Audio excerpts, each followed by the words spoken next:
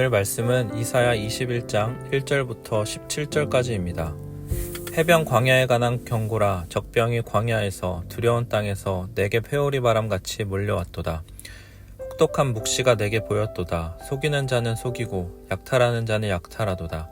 엘람이여 올라가고 메대여 에워싸라. 그의 모든 탄식을 내가 그치게 하였노라 하시도다. 이러므로 나의 요통이 심하여 해산이 임박한 여인의 고통 같은 고통이 나를 엄습하였으므로 내가 괴로워서 듣지 못하며 놀라서 보지 못하도다. 내 마음이 어지럽고 두려움이 나를 놀라게 하며 희망의 서광이 변하여 내게 떨림이 되도다. 그들이 식탁을 베풀고 파수꾼을 세우고 먹고 마시도다. 너희 고관들아 일어나 방패에 기름을 바를지어다. 주께서 내게 이르시되 가서 파수꾼을 세우고 그가 보는 것을 보고 하게 하되 마병대가 쌍쌍이 오는 것과 나기 때와 낙타 때를 보거든 귀 기울여 자세히 들으라 하셨더니 파수꾼이 사자같이 부르짖기를 주여 내가 낮에 늘 망대에 서 있었고 밤이 새도록 파수하는 곳에 있었더니 보소서 마병대가 쌍쌍이 오나이다 하니 그가 대답하여 이르시되 함락되었도다 함락되었도다 바벨론이여 그들이 조각한 신상들이 다 부서져 땅에 떨어졌도다 하시도다. 내가 짓밟은 너여 내가 타작한 너여 내가 이스라엘의 하나님 만군의 여호와께 들은 대로 너희에게 전하였노라. 두마에 관한 경고라. 사람이 세일에서 나를 부르되 파수꾼이여 밤이 어떻게 되었느냐 파수꾼이여 밤이 어떻게 되었느냐. 파수꾼이 이르되 아침에 오나니 밤도 오리라. 내게 물으려거든 물으라. 너희는 돌아올지니라 하더라. 아라비아에 관한 경고라. 드단 대상들이여 너희가 아라비아 수풀에서 유숙하리라. 대마 땅의 주민들아 물을 가져다가 목마른 자에게 주고 떡을 가지고 도피하는 자를 영접하라. 그들이 칼날을 피하며 뺨 칼과 당긴 활과 전쟁의 어려움에서 도망하였음이니라. 주께서 이같이 내게 이르시되 품꾼에 정한 기한같이 1년 내에 게달의 영광이 다 쇠멸하리니 게달 자손 중 활 가진 용사의 남은 수가 적으리라 하시니라. 이스라엘의 하나님 여호와의 말씀이니라. 아멘.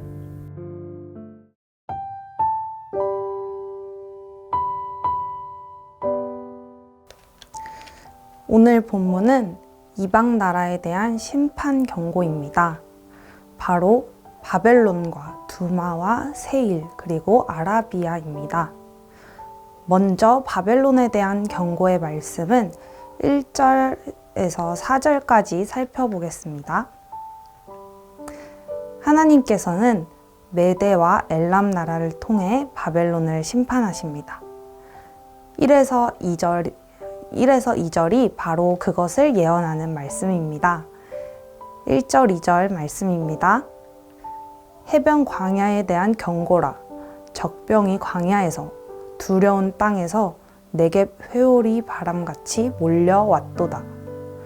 혹독한 묵시가 내게 보였도다. 속이는 자는 속이고 약탈하는 자는 약탈하도다. 엘람이여 올라가고 메대여 싸워라. 그의 모든 탄식을 내가 그치게 하였노라 하시도다. 사막에서 회오리 바람이 갑자기 몰려오듯이 메대와 엘람 군사들이 바벨론을 약탈할 것입니다. 3, 4절에서는 이사야는 이 모습이 너무 끔찍해서 자신이 고통스럽다고 말합니다. 해산하는 여인처럼 아프고 두렵고 떨린다고 말합니다. 바벨론은 유다를 압제했던 나라임에도 불구하고 이사야 선지자는 바벨론의 고통이 마치 자신의 고통인 것처럼 심각하게 신체의 아픔으로 표현합니다. 이를 보면 이사야는 참된 선지자였던 것을 알 수 있습니다. 원수들의 파괴에 대한 예언과 환상을 보면서 즐거워하고 기뻐하는 선지자보다 이사야처럼 자신의 일처럼 괴로워하는 선지자가 바로 하나님의 성품을 닮은 선지자라고 할 수 있습니다. 이어서 5절에서 10절은 바벨론의 멸망을 더욱 상세하게 예언하고 있습니다. 어리석게도 바벨론은 자신들을 멸망시킬 대적이 바로 문 앞에 다가왔음에도 불구하고 먹고 마시며 잔치를 벌이고 있습니다. 이 구절은 다니엘 5장에 기록된 벨사살의 몰락에 대한 기사를 떠올리게 합니다. 다니엘 5장 1절입니다. 벨사살 왕이 그의 귀족 1000명을 위하여 큰 잔치를 베풀고 그 1000명 앞에서 술을 마시니라. 이때 유명한 사건이 일어나죠. 왕이 예루살렘에서 가져온 성전 기구로 술을 마시고 우상들을 찬양할 때 갑자기 왕궁 벽에 사람의 손가락이 나타나 글씨를 씁니다. 두려움에 질린 왕은 다니엘을 부르는데 그가 글자 메네 메네 데겔 우바르신을 해석하기를 이미 왕의 나라의 시대를 시간을 재어보니 끝나버렸다 하는 뜻이었던 것이죠. 그날 밤 벨사살은 죽고 맙니다. 그런데 6절에서 9절은 바벨론에서 유다로 배경이 바뀌는데요. 이사야는 바벨론이 멸망하는 징조를 지켜봐야 하는 파수꾼으로 세워진 임무를 맡습니다. 6절 7절 말씀입니다. 주께서 내게 이르시되 가서 파수꾼을 세우고 그가 보는 것을 보고하게 하되 마병대가 쌍쌍이 오는 것과 나귀 떼와 낙타 떼를 보거든 귀 기울여 자세히 들으라 하셨더니 이사야는 고통을 안고 이 모습을 지켜볼 수밖에 없었습니다. 함락되었도다 함락되었도다 바벨론이여 내가 짓밟은 너여 내가 타작한 너여. 하나님께서 바벨론을 짓밟고 타작하셨습니다. 두마와 세일에 대한 경고도 볼까요? 두마는 아라비아 지역의 땅입니다. 이 지역은 교통과 무역의 교차 지역이었습니다. 또 세일은 두마와 가까운 지역으로 야곱의 형 에서의 후손인 에돔 사람들이 살던 곳입니다. 11절에 나오는 파수꾼은 역시 이사야를 가리키는 말이지만 여기서는 야간 순찰자의 역할을 합니다. 순찰자는 알쏭달쏭한 이야기를 합니다. 12절입니다.